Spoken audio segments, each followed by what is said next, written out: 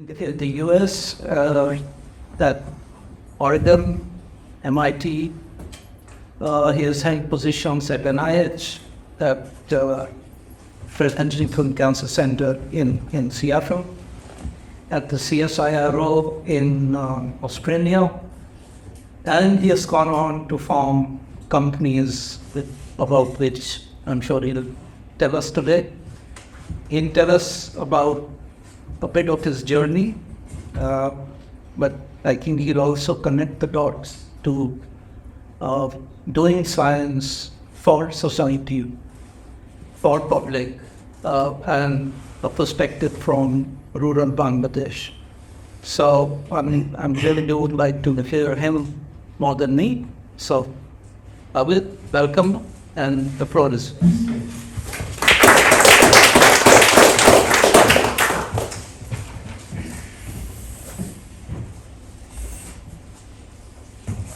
Thank you, Shahid.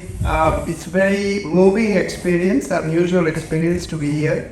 I have given talks many times internationally, talking about science, but never before I had the opportunity or the encouragement or the impetus to talk about the whole journey, where science is not the whole story, but only a piece of the puzzle. So earlier on, I visited here, talked to Shahid, and my good friend Professor Hugh Dickinson is here already. I saw an opportunity to give a different kind of talk, the kind that we normally don't give, or connecting words that are normally not connected in every mind. So this talk will be about three very specific achievements of science, because I don't want to kind of waffle around and not talk about science. I will talk about science. Three pieces of science that have been achieved. One might say these are landmark pieces of science that have been achieved. I will talk about those. But beyond those, I will talk about a journey, because this talk is more about the journey and not just a random scholarly scientific talk. So what is that journey? That journey is my own journey, but collectively also the journey of many of you I know who have traveled from London, or in general, journey of Muslim people, how they begin, what kind of narrative they are exposed to in a Western or the modern society, and what do they achieve, what they don't achieve, and what sort of connection they make, or what kind of disconnection they face. It's kind of the lived life of somebody from South Asian origin under the fold of Islam. But this talk will not be about this liturgy of Islam or any orthodoxy of Islam, but more about Islam and the ambience in which we grew up. I personally grew up. So I have not really ever before phrased my science, which is very technical in nature. I have never joined it in this context of a journey, or particularly with Islam. This is the first time I have dared to do it, encouraged by this center. So let me, without further ado, move forward. So science and Islam perspective from rural Bangladesh. And rural Bangladesh more specifically is actually Sylhet. This is where I was born. So I will be, without beating around the bush, I will say this is the journey of a Sylheti person in the world. So where is that place? You can see that this is situated in the context of Indian subcontinent. This is the peninsular India. This is where Bangladesh is, and Sylhet is over here. And within Sylhet, my area, or my village where I have begun my journey and kind of gone back to it, is here. So this is a little finger which is protruding into the body of India. This is India. And so we live in this border district. And this area is defined by Islam, by Abed Chaudhury, who came over in the 14th century and established Islam in eastern flanks of Indian subcontinent. So whole eastern Bangladesh or Sylhet is defined by this patron saint, Abed Chaudhury. And if you zoom in, and I want to look into this area is a tremendously historic episode which led to the formulation of Muslim society, which I want to cover a bit there. And here you can see this legend of arrow, we call it. And I will elaborate in a minute. So this Kailashavar is in India. This border is the national border defining Bangladesh and India. And we were told as a child that this land was claimed with an arrow by Muslims. And what is that story? So very quickly, I don't want to get up at this point. Look into the human history and look into the story of arrows. It's very fascinating. So you can see the arrow of Cupid, or Cupid throws an arrow and people fall in love. And in Indian scripture, the name of Cupid is Madan. So Madan is, we fire an arrow and something happens and the fire is lit and people fall in love. So this is the legend. And then in India, people who are from Indian origin, Shahid would know. There is arrow of poetry, which is the arrow by which a dacoit or a bandit instantly became a poet. So that is the arrow of poetry. And what I will describe to you is an arrow, story of arrow, which is not in any literature, but this is the first time you're hearing about it. And that is the arrow of land. This is the manner by which a land was claimed by early Muslim pilgrims or preachers, which is the arrow of Shah Halimuddin, who came from Yemen, and people call it that he is Yemeni. Just like Hazrat Shah Jalal is also Yemeni. But he is also from Konya, the province of Turkey. So these days, those people, before coming over to South Asia, were in Turkey. So what happened was that, the whole story is that Halimuddin came over and the local king, the king of Tripura, said, you can have a land as much as an arrow will fly. How far can you send your arrow?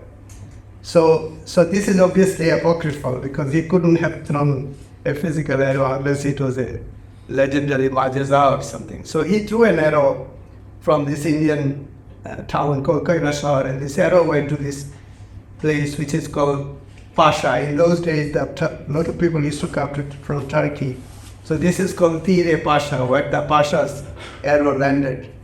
And then the whole area defined by this flight of the arrow was given to my forefather, Shah Halimuddin, and into this landmass that I have worked subsequently.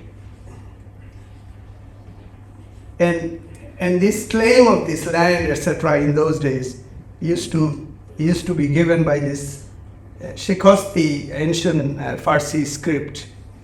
They used to call it Sanat with a C. So this is the real one. Somebody has been kept for hundreds of years, and I could get a photo of this. So we were given, our family had these sanats, and this has been commented upon by Richard Eaton a lot about how Muslims came to Bengal. Islamic societies in the Sylhet district, initiated by these legendary history of an arrow. But the life that you see right now, so this was like last week, after the Friday prayers, children are coming out, and so on. These kids are fascinated because the drone is flying and so on. And this is one of the little bungalows living quarters that I converted into like a research station. So this is one of them in that village. So I want to now delve into the first story of the piece of science that I have done. And following my inspiration that I got from my mother, that every inspiration comes through Quran. In the Quran it says, La tamshi fil ard, which literally means don't stomp on the earth. Don't do tamasha of the earth. La tamshi fil ard. This is a very powerful message for my environment. So I connect in this modern context, and these are tweets. We can connect these in the Twitter. You go and say something into the member. So La tamshi fil ard is a powerful message from Quran to the Muslim society that don't stomp around on the earth, don't eat the earth, don't do tamasha with the earth. So how did I address it? The way my mother encouraged me to think that what the proclamation in Quran, what the earth say, God says, La tamshi fil ard, it indirectly requires Muslims such as me, I was little, my mother was saying, that you have to do God's work. What he's saying you have to do. And in Bengali, one of the Bengali poet was not a Muslim, has said it in a very nicely word, many of you would understand in Bangla. তোমারই ইচ্ছা করবে পূর্ণ আমার জীবন মাঝে। The God's wish, you have to suss out what God wants and then you have to do it. Without being overtly religious about it, you just do it. So what did I do like Fulshilabad? This is a picture of methane being in the United States.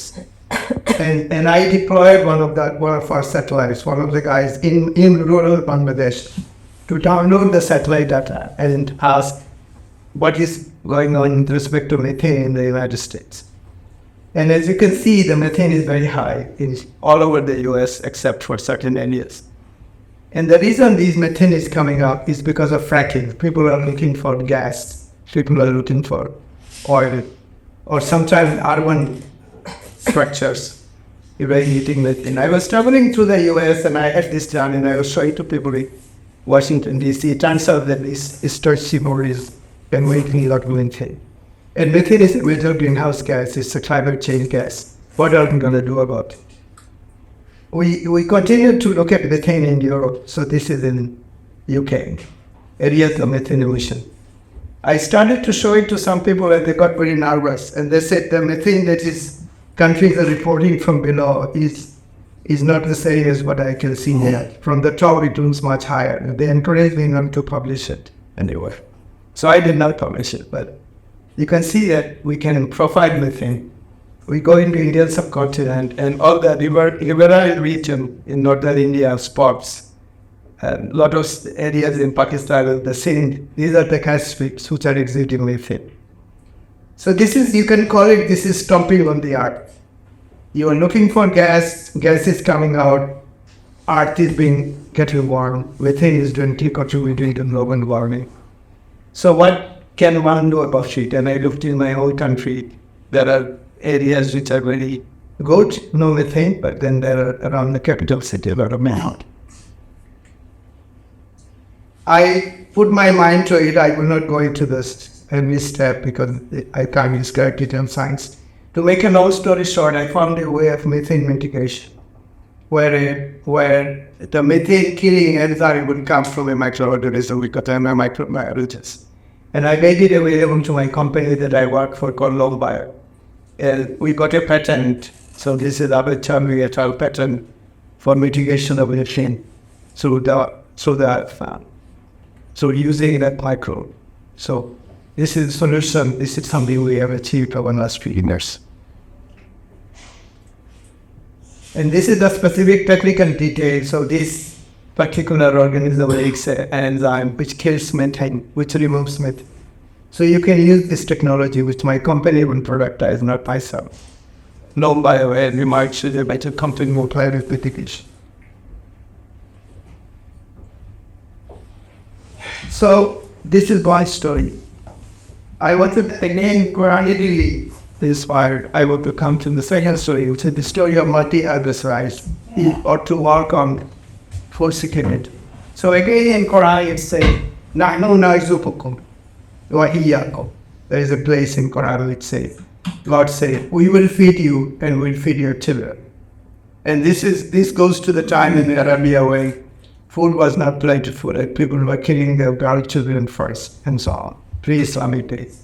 And the Quran says, "Nahnu narzuqukum." Very powerful. My mother used to say to me all the time.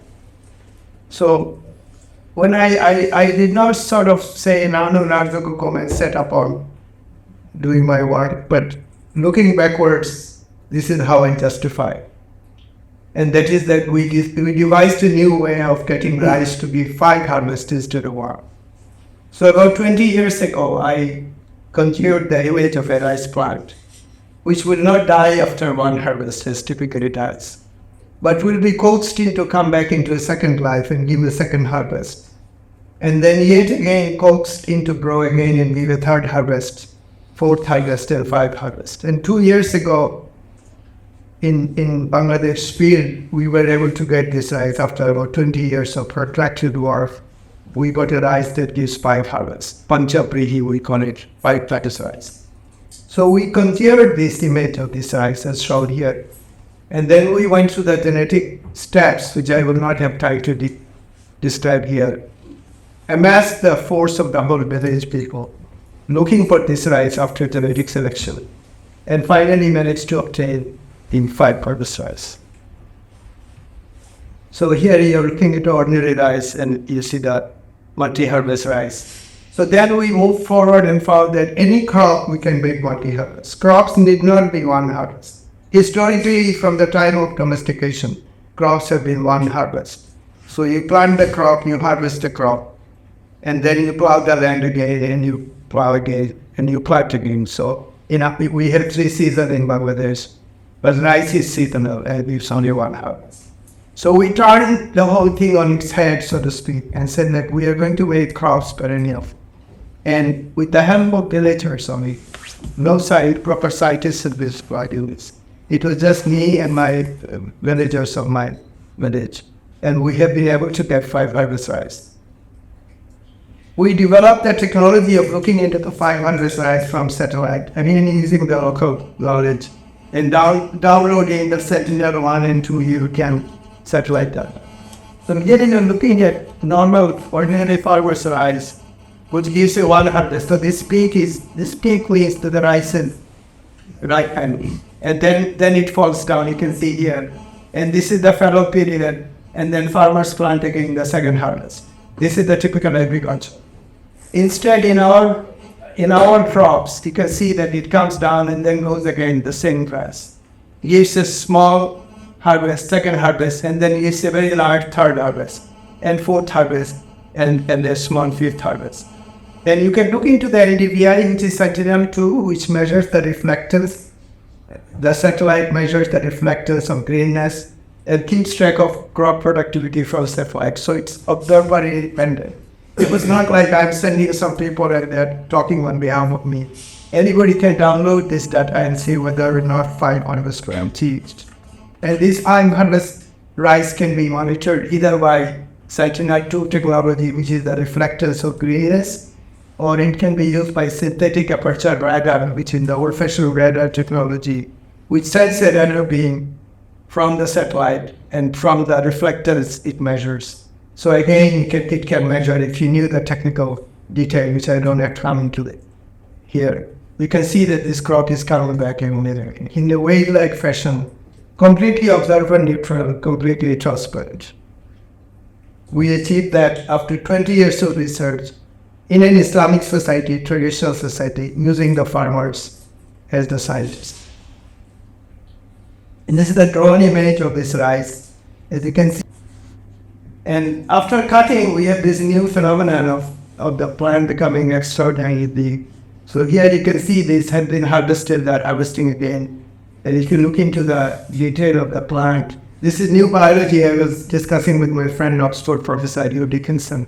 Then we want to study this biology. What has happened to it so it's become so big as a result of repeated cutting?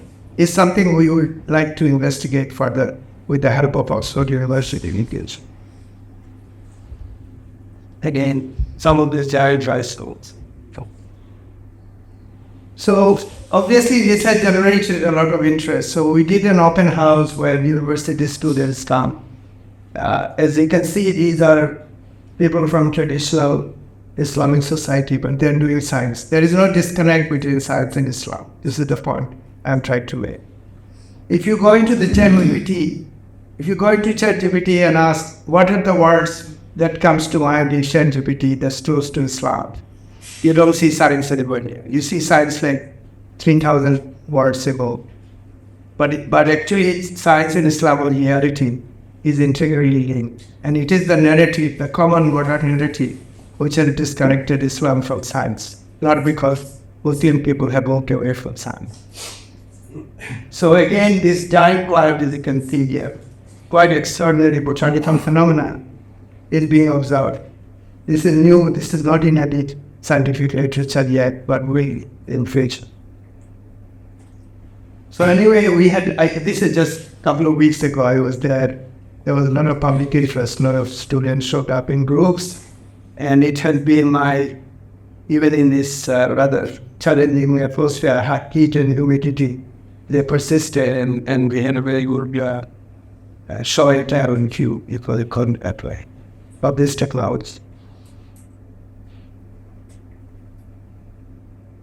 lot of photographs.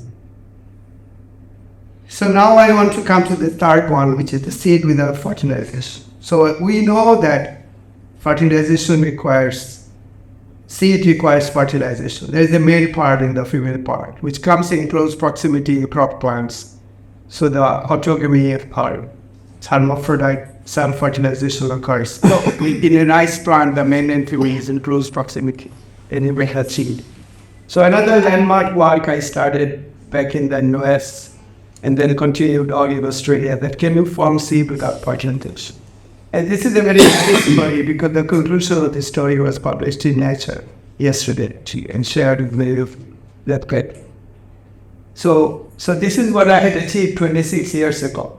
I took a plant like this, which has no seed, and in fact, I'm not have a male part because earlier I removed the male part. And then metagenized it and demanded seed production. And here is a normal fertilization seed that you get along.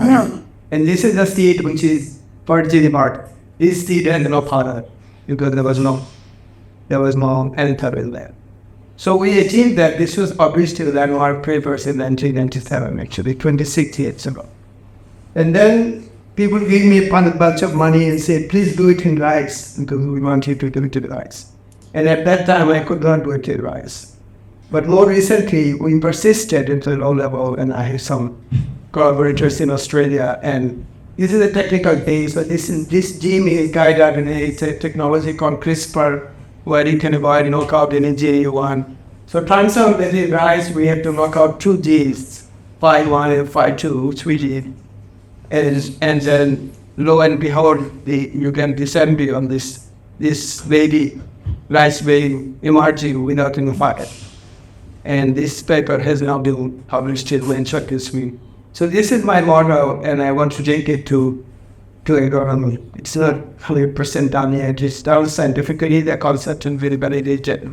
But we want to set in motion a new kind of agriculture where the pollen will not be needed. Because when the stress comes, when the heat stress comes, it's the pollen that gets knocked out. It is good to get seed without any pollination being required. And this is what we would like to do in future. These are some of the papers from. These are some of the detail of what will happen. You will get eternal high yield actually if you did not have pollen. But it is an arcane kind of scientific algorithm that only have time to go there because I need to go on. So the last thing I want to do, and this is why I'm wearing the hat. I was supposed to change my hat this point, but I thought it was too much of a trouble. So I'm wearing Genofax hat. And after describing to you these 3 solid pieces of science that have been achieved, I want to talk about the future, which is how to take what I know or whatever we have accumulated over the years, our knowledge base, into a new horizon in the form of a company called Genofax that my co-founder, Vitali Rado, will also in. And then again, I want to preface it with a Quranic thing which says, وَالْآخِرَةُ خَيْرٌ لَكَ مِنَ الْأُولَى. This is Islam's powerful message of optimism, that your future will always be better than your past. And this is a promise Allah is making to the Prophet and describing how he was a young boy without a father, etc. And then explicitly said, وَالْآخِرَةُ خَيْرٌ لَكَ مِنَ الْأُولَى.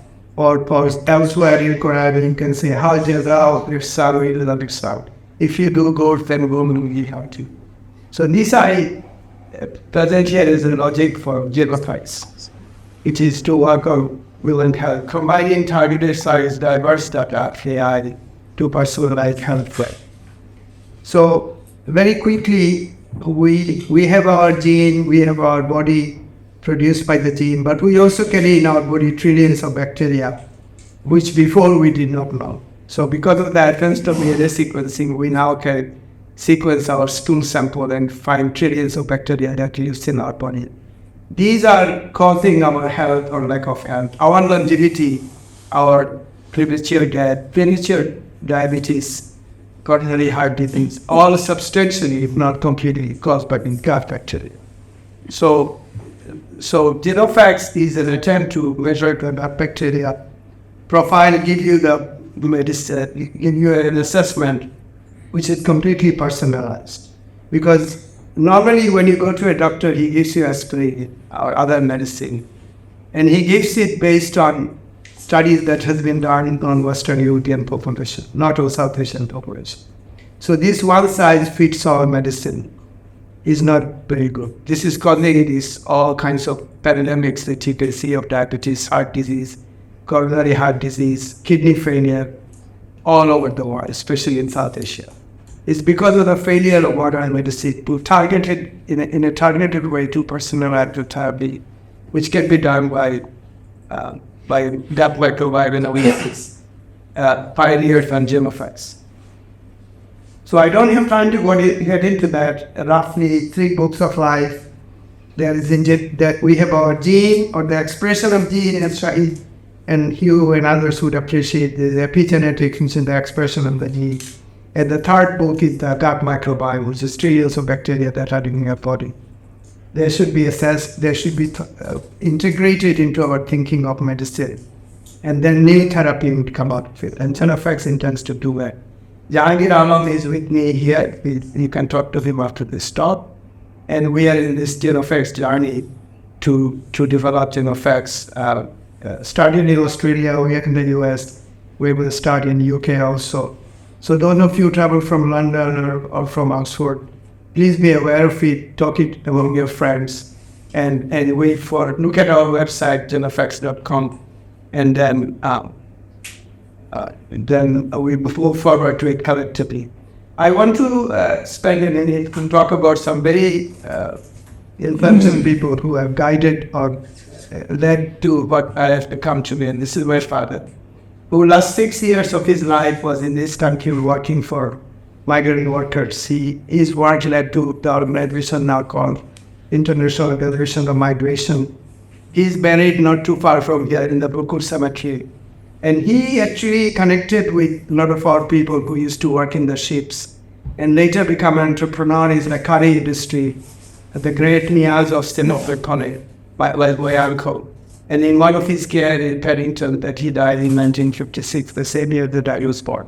This is my brother-in-law, his immediate family members are here. He's been very inspirational in my development. I acknowledge his contribution for my own. And this is my brother. He actually was a freedom fighter for Bangladesh and really is someone who passed away much too soon. So all these 3 people, I only have in memory. This is someone did something this for me and presented to me. Is hanging in my village called Ratik. These are the members of my group, the rural women. These are not graduate students of US universities, but they were just as effective.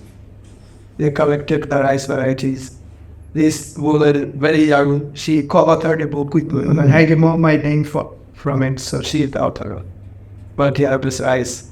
These are all people from Bangladesh. These 3 are farmers from the French same family. But they did the kind of science which are eminently reproducible in nature on DNAs, and will take place in future. That's about it.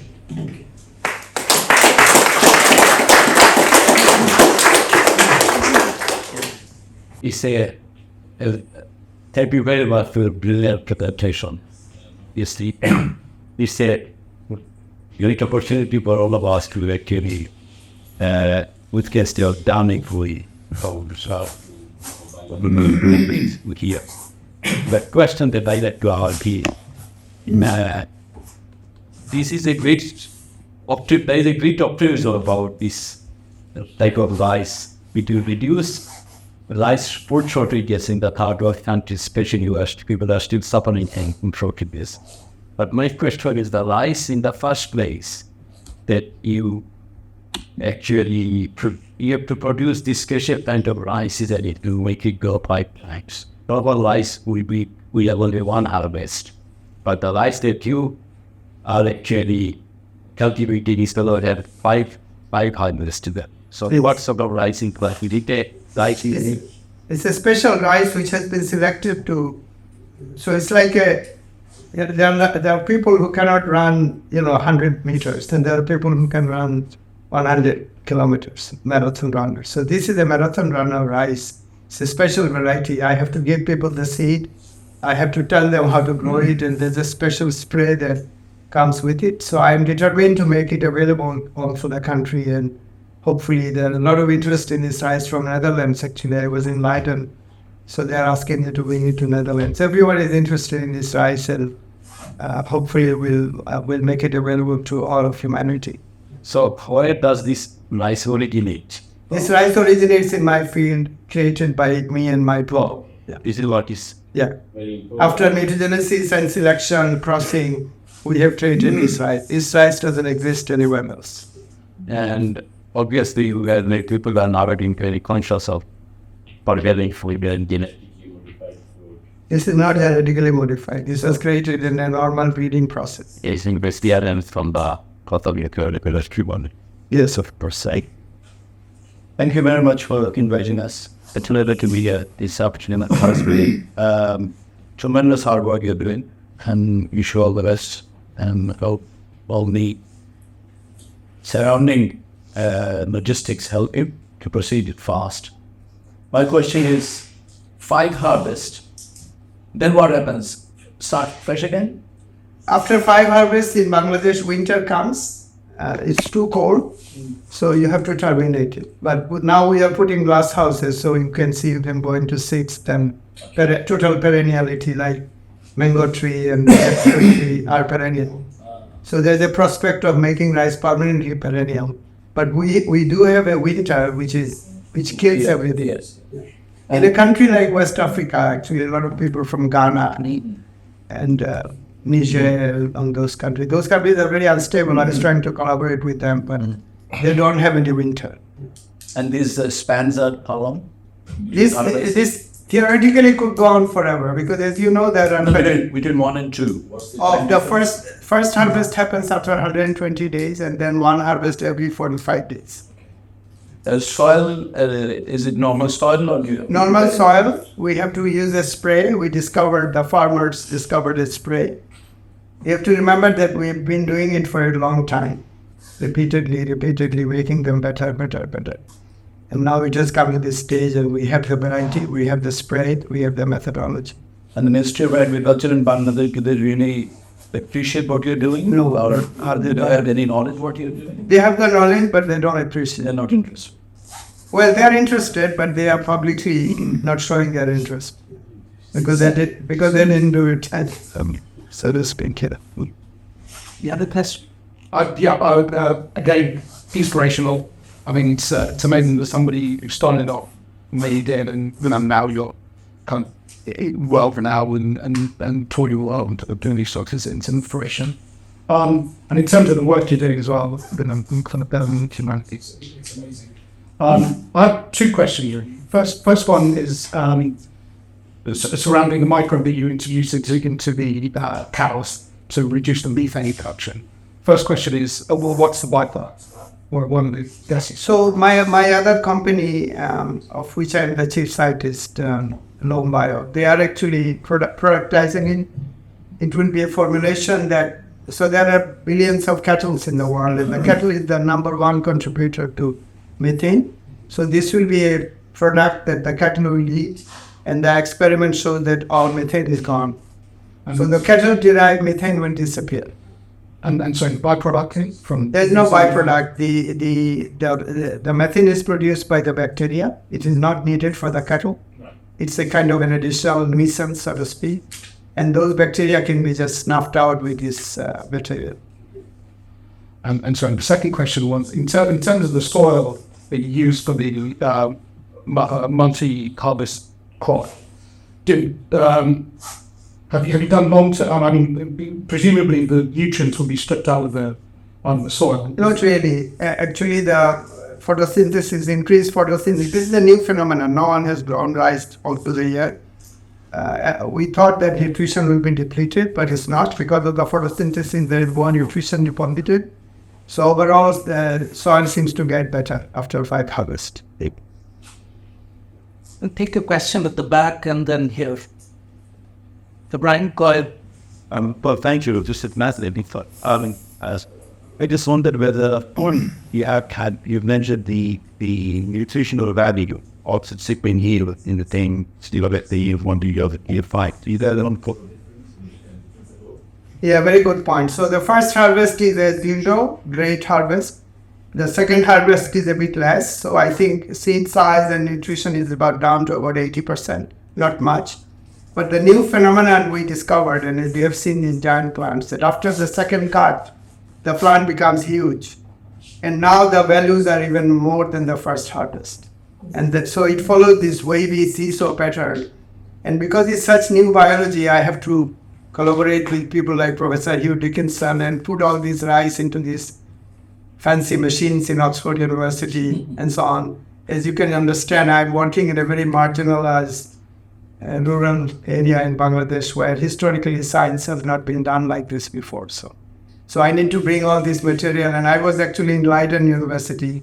They're very keen in this rice, so I have to partner with Western European and hopefully European institutions in future to measure this nutritional index of multiple harvests. Yeah. Yes, of course, I think now I'm on there. Before I'm not a convert there too, and as I was saying, as the first time I worked with the Bangladeshi through the I'm one of the directors of Justice for in the UK, and we are trying to do plus and as said, your brother was what's one of those. Hi. Congratulations to you as a scientist. We should come in here and say, I had a two questions. One, perhaps I introduce myself. Dr. Sheikh Ramzi, as a representative, one of the representatives of the United Kingdom, Muslim, and again, and director of the Oxford Post-Doctoral. What I want to say is two questions, of course, which maybe you can answer. One was the side effect, because you said you brought the word of harvest as an issue. Side effects of these and this trials hasn't been, of course, examined for just in going forward. And secondly, as a friend said, as we often find here, the earth does not like it like in 5 times cycle pattern. You have cultivated one thing. They like a potato, as you put the potato, you come over the nutrition and they do it. Of course, it helps, but what is the side effects in two? The second one is which I'm very proud you are here. I was talking to Richard Dawkins. Richard Dawkins is some Tibet kid. And he was saying to me, I suppose this time I'm sorry, we were talking about and with ups and doings. We talked about myself, and he said, look, you haven't got involved. Geneva, with a small country, had in a decade 15 Nobel Prize for their education. Your whole world, after Muslim, 2 billion, had nothing. Now, what is the problem with us? You're the scientists. You come in here and say, oh, why don't you do that? And of course, many things I'm sure that Bangladesh says, no, because of the situation. But I take my head as real. What is the problem? Well, I will address the second question first. So Richard Dawkins, I did not want to be provocative because he's a professor of Oxford. So he said, oh, Muslim societies don't do any science. He's not looking in the right places. Where is he looking? So the way science has been defined in a particular way, and then, so you organize your rule of the game, and then you reward in that particular game. But science is being done in all the Muslim societies that Mr. Dawkins is not looking at. And therefore he's making his self-fulfilling conclusion and saying Muslims are right to do science. So we don't have to do science to please Richard Dawkins. The important thing, we have no reason to please one or the other person. We develop our society with science. We keep doing our science. So here is an example of one of these people who would not be in any Nature magazine or PNAS or anywhere. I am fortunate that I'm working in the village, but I also have my paper published in Nature. So I think I'm in an eminent position, if there is to be a debate, to talk about this alternate view of science and Islam, and how Islam and science is indeed connected, but that connection is not being noticed by leaders such as Richard Dawkins. Coming back to your question about rice and nutritional value, this is totally new phenomenon. So this only happened 2 years ago. And we have to take the rice, we have to feed it into the machine and say whether the sulfur content or magnesium content has gone up and not. But this is, as far as I can see in the response to the villagers, every harvest is producing rice which tastes great and people are loving it. People like the phenomenon that any week is a rice week in that village. So we are enjoying that. You said no sort of microbiology in the side effects. No side effects. No. Rice is rice. Examine No, not that I know of. I have not seen any side effect of people after eating rice, Very kind. unless they eat too much rice and they get diabetes. But that would be for any rice, any harvest. This is not particular for five harvest. Yeah, please. How do you learn and expand into rice production to the first Yeah, so this is a good point. I reached out to my friends, and many of you are here, that please help me take it to 87,000 villages of Bangladesh, because we have a proximate responsibility to Bangladesh, but not just Bangladesh. So I found huge response in Netherlands. So I intend to bring this rice over to Netherlands or to UK.